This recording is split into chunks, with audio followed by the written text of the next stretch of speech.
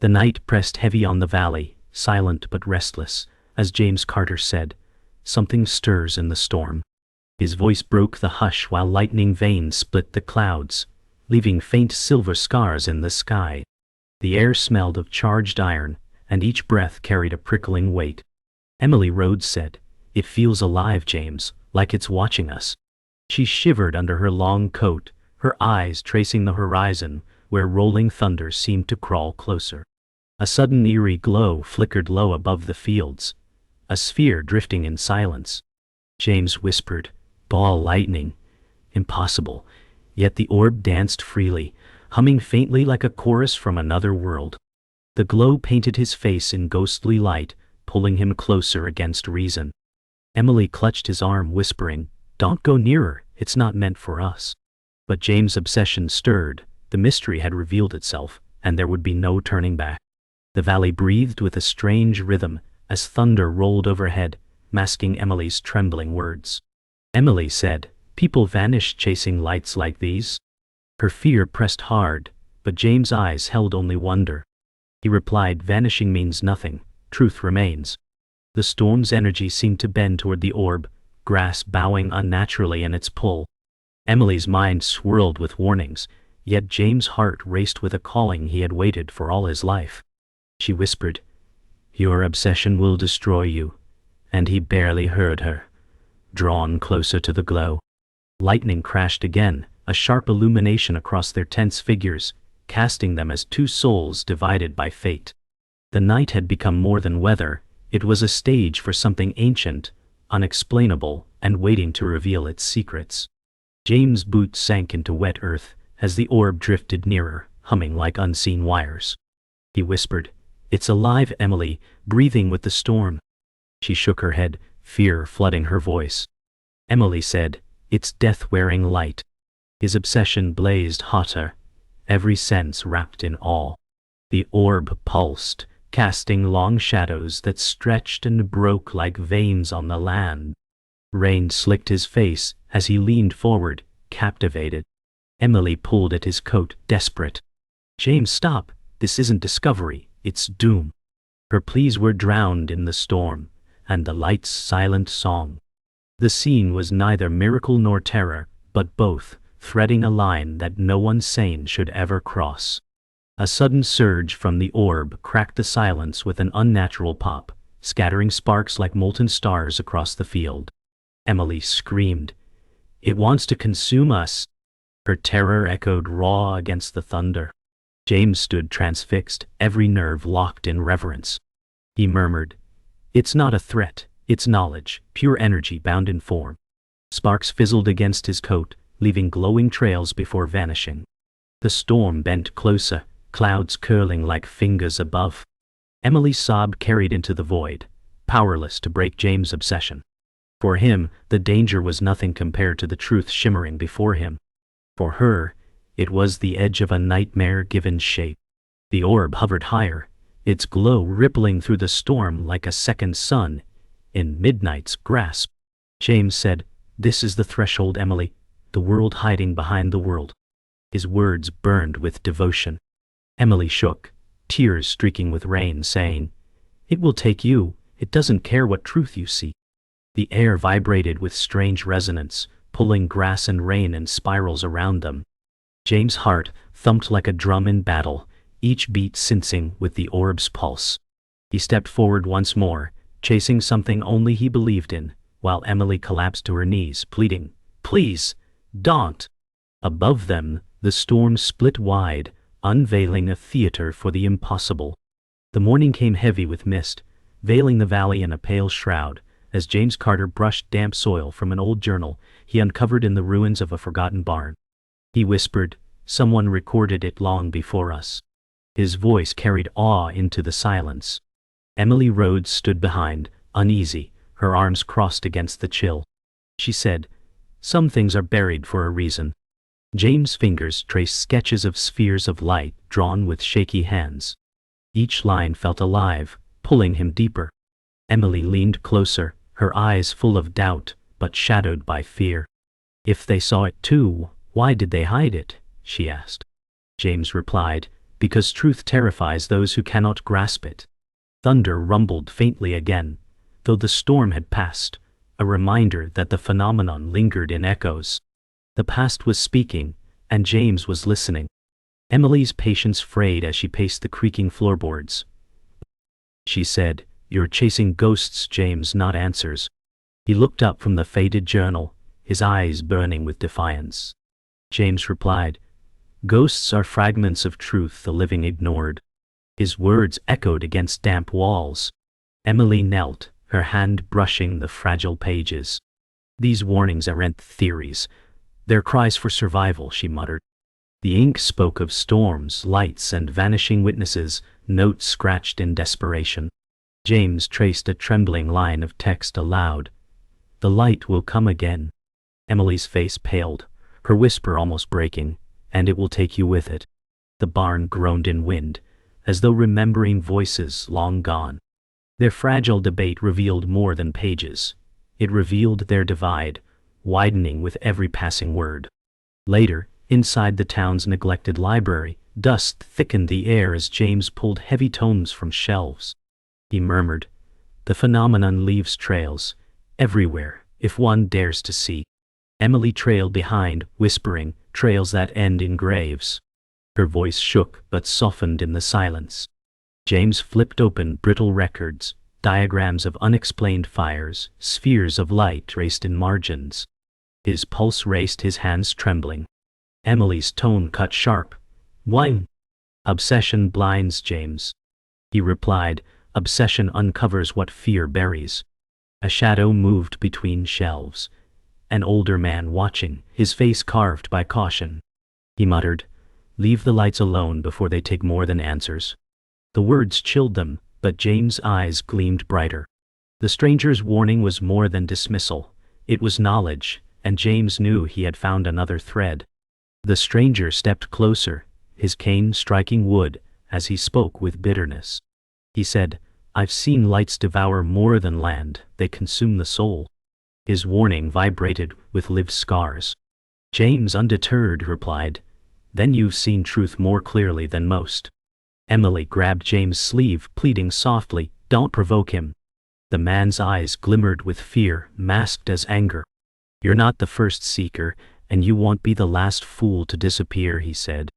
James straightened, his voice low but resolute. "If truth demands risk, then I accept it." Emily whispered brokenly, "And I'll lose you to it." Silence cracked around them, heavier than thunder. In that silence, James knew, secrets lived here, guarded by those too scarred to name them. But he would name them. As night fell, James and Emily walked a cobblestone street outside the library, lanterns flickering in windows. Emily said, "He begged us to stop, James. Isn't that enough?" Her voice carried both fear and despair. James gazed upward at restless clouds, whispering, "Enough for fear, not for truth." His words cut the cool night air. Emily clutched her coat, trembling. "You'll destroy yourself before the truth reveals itself," she warned. James' eyes glimmered as he replied, "Or perhaps I'll finally see the world as it truly is." Their steps echoed, two paths diverging in silence, yet bound by storm's whisper. Above, faint light shimmered in distant sky, like a promise, or a warning, that their journey had already gone too far to turn back. The next day brought a biting chill, and the stone corridors of the town's council hall echoed with restrained authority. James Carter stood before shelves of sealed records, whispering, "Here lies what they tried to bury." His hands trembled with anticipation. Emily Rhodes, uneasy, whispered, "And what if someone buried it for a reason?" Her eyes darted toward the approaching echo of footsteps. A tall man in a dark tailored coat emerged from shadow, his presence commanding. Dr. Adrian Blackwood said calmly, "Curiosity can be fatal, Mr. Carter." His voice carried weight like stone falling into silence. James narrowed his eyes, defiant. "Truth is not yours to hide." Blackwood's gaze hardened. "Truth is a weapon. In the wrong hands it destroys." The chamber tightened with unspoken conflict, as silence itself seemed to await their next move. Blackwood stepped closer, his polished shoes echoing, his eyes fixed like iron. He said, "Every seeker before you has met ruin chasing this storm-born illusion." James replied firmly, "Illusion does not burn fields or vanish lives." Emily's voice cut in, fragile but firm, "We only want answers." Blackwood's lips curved into a measured smile. "Answers demand sacrifices you cannot imagine," he warned. The air seemed colder, the hall pressing inward with weight. James took a deliberate step closer, whispering, "Then, I will pay what others fear to." Blackwood leaned slightly, his voice sharp as glass. "Then you will break as they did." Emily clutched James' sleeve, her face pale, her whisper carrying dread. "This man knows more than he admits." A veil of menace hung between them, thicker than shadow. James' voice cracked through the still air, his tone sharpened by defiance.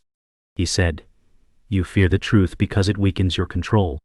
Blackwood's eyes narrowed, but he remained calm. "Control is not the enemy," he replied. "Ignorance is."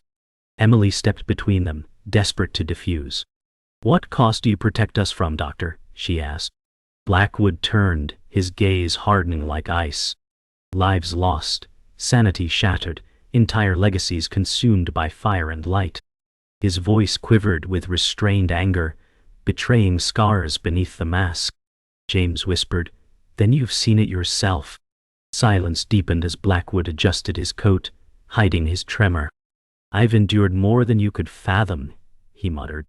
Emily saw the fracture behind his mask, but James only saw a gatekeeper to break through.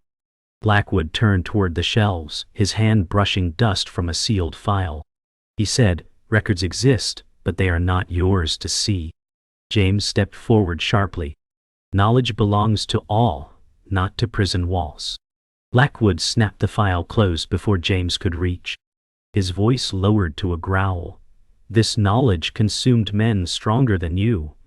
Emily's voice wavered as she whispered, "Then why keep it at all?"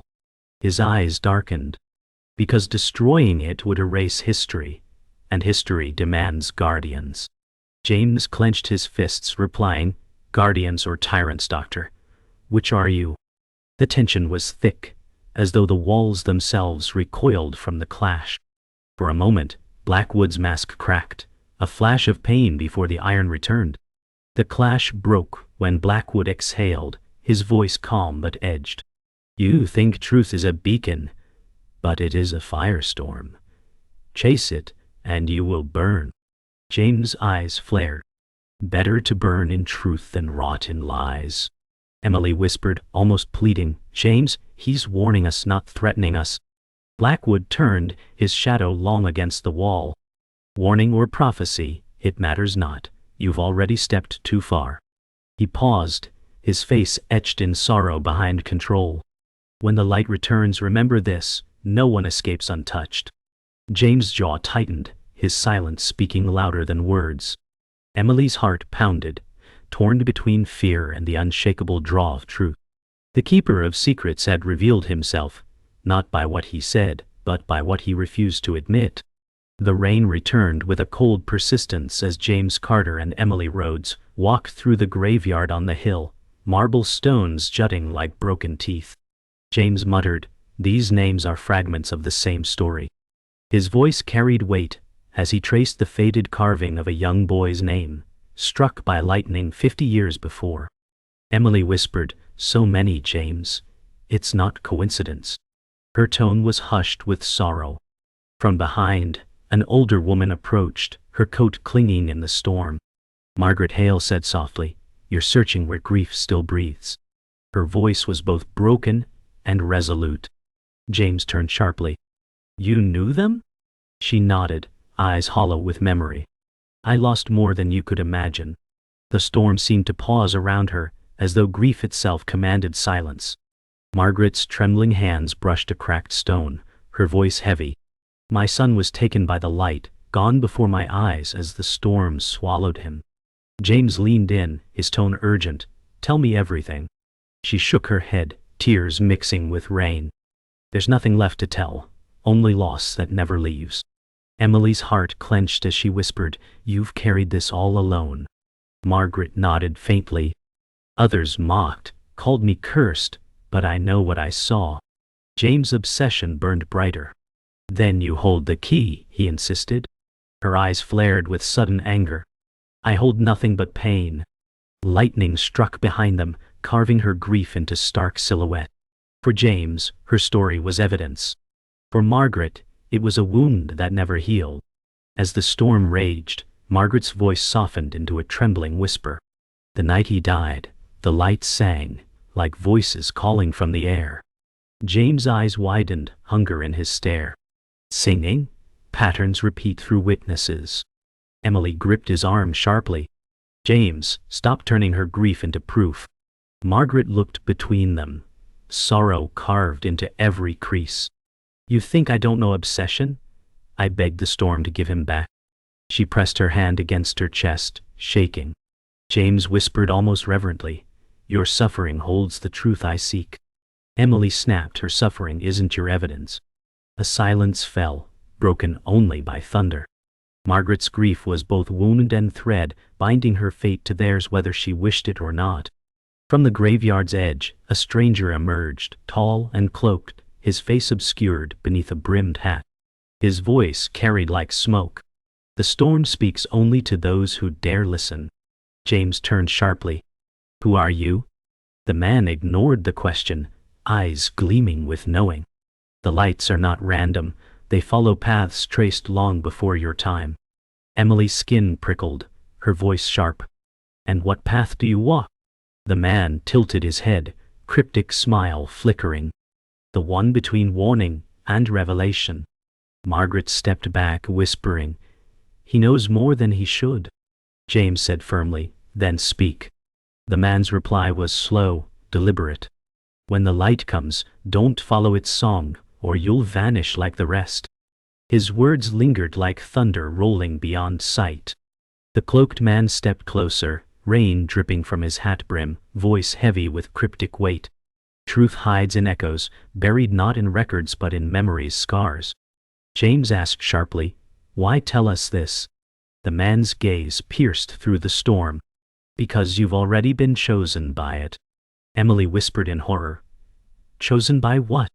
His lips curved slightly. By the light itself? Margaret gasped, crossing herself in fear. James leaned forward, obsession burning brighter. Then tell me where to find it. The man's eyes narrowed. I cannot lead you, only warn you. Lightning split the sky, leaving his face briefly visible, haunted, scarred by secrets. Emily's breath caught as he faded back toward shadows. You'll see me again, he muttered, before vanishing into rain. The cafe windows rattled with a fresh wind as James Carter studied street reflections that looked like rivers of static. Emily Rhodes said, storm signs again, and you still won't slow down. Confident strangers slid into their booth, all warmth and charm. Lucas Vance said, I track electromagnetic anomalies for a living, and your valley is singing. James leaned forward, hungry for proof. Emily's jaw tightened as she asked, and why help us? Lucas smiled easily. He said, because truth hates monopolies. He produced maps that glowed with pulsing lines, enticing as treasure. James breathed. This is the pattern. Lucas added softly, I can get you closer than anyone. Somewhere behind his smile, something sharp glinted like a concealed blade. Lucas's loft looked curated for trust, all neat cables and neatly framed diplomas. He said, ball lightning loves boundaries, riverbeds, wires, seams. James traced a graph, whispering, it returns when pressure builds. Emily tapped a corner detail. She said, your time codes jump a minute. Lucas laughed, airy. He said, glitch during export. The smile didn't reach his eyes. James asked, can you guide us tonight? Lucas replied, a substation overlooking the valley is ideal. Emily said, why not the ridge? Lucas's gaze drifted a fraction too long. He said, visibility. Trust me. The room hummed, but the hum felt staged. Twilight poured violet over the substation fence as lines thrummed like taut strings. Lucas said, we split the approach to triangulate the source. James nodded, already moving. Emily said, "We stay together," but wind devoured her words. Lucas pressed a radio into James' hand. He said, 2 minutes apart will sharpen the reading. James replied, 2 minutes only. Lucas's smile thinned. He said, "You'll thank me." Emily noticed the journal tucked in Lucas's bag, a page edge torn where none had torn before. She whispered, "James, the page is missing." The fence crackled, and trust crackled with it. They reaped beneath a humming transformer, the air tasting metallic. Emily said, "Give back the page, Lucas." He blinked, feigning surprise. Lucas replied, "You must have misplaced it." James' voice hardened. He said, "We don't misplace evidence." A slow clap echoed from the service road. Dr. Adrian Blackwood said, "The valley breeds clever thieves and braver fools." Lucas smiled without warmth. He said, "Dr. Guardianship looks a lot like hoarding." Blackwood's gaze cut to James. He said, "Walk away from both of us before the storm chooses you." Emily whispered, "It already has," and lightning stitched the clouds like a closing wound. Wind rose into a scream as clouds buckled over the valley, and an unseen choir crackled in the air. Lucas said, "Follow me now, before the window closes." James stared into the dark, drawn like a moth. Emily said he knew Margaret's detail about the song, and he wasn't there. Lucas froze, a blink too slow. He said, "Everyone knows that legend." James whispered, "Only 4 of us heard it." A faint glow pulsed beyond the fence, beautiful and predatory. Blackwood muttered, "The light loves liars." Lucas stepped back, mask slipping. He said, "Choose, James." James didn't move, and for once, silence chose him. Wind scoured the ridge as the valley pulsed like a sleeping heart, and the glow returned in slow, tidal breaths. James Carter said, "It wants us closer," though dread laced his awe. Emily Rhodes replied, "It wants something, not us." Her voice shook but held. Dr. Adrian Blackwood stood apart, gaze iron still. He said, "It chooses grief as a conductor." Lucas Vance slipped nearer, eager. He said, "Then let it choose me." A figure stepped from the thicket, hat brim dripping. The outsider murmured, "You were warned not to follow the song." The orb vibrated, brushing their bones with sound felt, not heard. James whispered, "If this is truth, it speaks in storms." The ridge hummed, and the night leaned in. They descended into a maintenance bunker cut into the ridge, air metallic and cold. Emily said, "Who built this?" Blackwood answered, "Men who feared open flames." His tone was carved from regret. Lucas flicked on a panel, and schematics bloomed. James said, "These are your notes, Doctor." Blackwood's jaw locked. He said, "I archived what I could not destroy." James' breath thinned. "You were my advisor," he whispered. The words tasted of rust. Blackwood replied, "I buried your work to spare you the price." Emily snapped, "You buried him to keep control." The bunker hummed with old secrets, and the storm above found a deeper echo below. A tape recorder clicked alive, and a younger voice sang through static, a bright laugh cut by thunder. Blackwood said softly, "Her name was Clara." His mask thinned to human fracture. Emily's breath caught. "Your daughter," she whispered. James stared at the waveform, stricken. "You hid everything to guard her memory," he said. Blackwood nodded once. "And to stop more graves." The recording warped, a chorus of wind entwined with a girl's humming. Lucas leaned in. He said, "Coordinates are embedded in the noise." The outsider spoke from the doorway. "Coordinates are lures when grief becomes a net." The tape clicked off, leaving the room colder than stone. On the ridge again, Lucas unfurled a collapsible cage, copper woven like a snare. Lucas said, "Resonance trap, 6 seconds to containment." James warned, "You'll provoke it." Lucas replied, "Provocation is measurement." The orb drifted closer, halo brushing the fence with feathered fire. Emily cried, "Stop this," as the coils began to sing. Blackwood stepped between the device and the light. He said, "Clara died because I tried to hold it." His voice cracked open. Lightning raked the sky, and the cage screamed. James lunged, wrenching the power lead free. The hum collapsed, and the night exhaled a wounded breath. Silence pooled, then the orb unfurled a crown of filaments and painted the ridge with memory. The outsider said, "Stand still, or it will rewrite you." Visions bloomed. Fields, rain, a young woman turning to light. Blackwood whispered, "Clara," and the name trembled. Emily reached for James, steadied by love and terror. James said, "It isn't a monster. It is a mirror." Lucas spat, "It's a battery waiting to be used." The orb flared, and his words died in a hiss. Blackwood faced James with a hollow smile. He said, "I betrayed you to save you." The wind paused on that truth, and the storm began again. The ridge quaked with thunder as the orb swelled like a second moon and painted their faces in cold fire. James Carter said, "This is where it ends or begins." Emily Rhodes said, "Choose life over wonder." Dr. Adrian Blackwood said, "The storm wants blood or mercy." Lucas Vance said, "It wants proof, and I will take it." The outsider said, "Every choice births a ruin or a vow." The glow braided the rain into silver cords and tugged like a tide on bone. James whispered, "Clara's song is in it." Blackwood's breath broke as he said, "Her song is the cost I pay every night."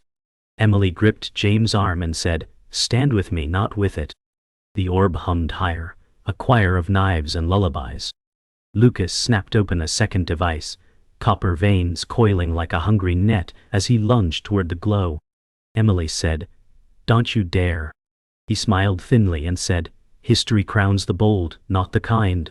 Blackwood stepped between them and said, "You trade lives for graphs." James said, "Stop, Lucas, this isn't data." The net screamed as arcs leapt, and the night shattered into white shards. Lucas yelled, "Containment!" and the coil backfired, throwing him to gravel. The outsider said, "The light tests liars with their own hands." James dragged Lucas clear and said, "Live with this, not from it." The orb dimmed to a breath, and then flared with grieving heat. The glow softened, and within it rose a meadow of memory where summer laughed against thunder. James said, "Do you see her?" A figure turned, hair lifted by a wind no one felt, and the air carried a gentle hum. Blackwood said, "Clara, forgive what I kept." The outsider said, "It binds to grief and sings in the key of loss." Emily said, "It doesn't feed, it remembers." James whispered, "It is a knot of weather and mourning, holding what we cannot lay down." Blackwood said, "Then let me lay her down." The orb fluttered like a heart and widened to receive the name. Lucas watched, silent, as ambition found its mirror, and failed. Blackwood unclasped a copper ring and said, "A conductor, not a cage," then drove a grounding spike into the ridge seam. Emily said, "If you step closer, it may take you." He smiled like a man finishing a letter and said, "Then it will take what it already has." James said, "Let me do it." Blackwood said, "Your debt is to the living." The outsider said, "Time the breath between flashes." James counted now, and Blackwood touched ring to spike as the crown of filaments bowed. The light poured down the metal like rain finding a river. Lucas whispered, "It's letting go," as the storm loosened its jaw. Dawn crept over the valley like a soft verdict, and the ridge steamed where rain met warming stone. Emily said, "You kept your soul, and you kept hers." James said, "Truth is a mirror, not a throne." Blackwood said, "Write it so the living are spared the trap I set." Lucas, bandaged and quiet, said, "I will answer for what I broke." The outsider tipped his hat and said, "When storms remember, visit with gentleness." A skylark rose where the glow had thinned, and silence felt kind for once. James said, "We will publish the pattern and bury the lure." Emily squeezed his hand and said, "Then let the light rest." The valley exhaled, and the day began.